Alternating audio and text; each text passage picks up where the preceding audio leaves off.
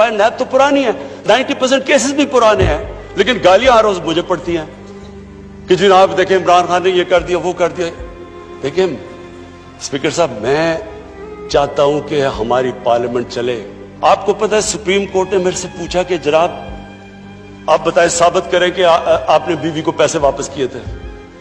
वो बीवी ने ईमेल दे रही है कि हाँ इसने पैसे वापस किए थे। उन्होंने कहा नहीं सबूत दो।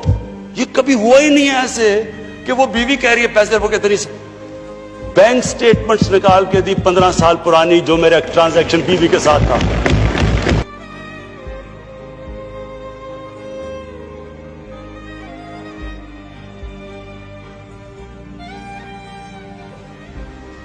स्पीकर साहब, मेरा कोई किसी से लड़ाई नहीं है। मैं पहले दिन से जब यहां आया हूं, तकरीर नहीं करने दी मुझे। जब मैं बात करता हूं शोर मचता है, गलत बातें करती है। मेरी किसी से कोई लड़ाई है? इन सबको जो भी ये समझता है कि ये मैं किसी से लड़ाई की वजह से या कोई मैं अपने दुश्मनियां किसी से है, मेरी कोई किसी से दुश्मनी नहीं।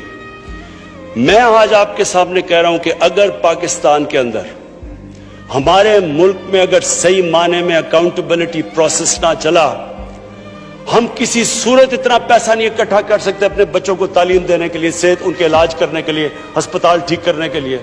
हम आगे बढ़ ही नहीं सकते। जब एलीट करप्शन पे लगी हुई है, वो आप कैसे समझते हैं वो मुल्क तरक्की करेगा? हम जब आप किसी के ऊपर केस होता है वो कहते हैं जी पॉलिटिकल विक्टिमाइजेशन है। मुझे ये बताएं कि मेरे ऊपर पॉलिटिकल विक्टिमाइजेशन नहीं थी। जब इन्होंने मेरे ऊपर 2002 का फ्लैट डिक्लेयर हुआ, मुझे इन्होंने सुप्रीम कोर्ट में 6 केसेस कर दिए। मेरे इलेक्शन कमीशन के अंदर मुझे सुप्रीम कोर्ट में 2 केसेस किए। क्या मैंने कहा कि कभी मैंने कहा विक्टिमाइजेशन है?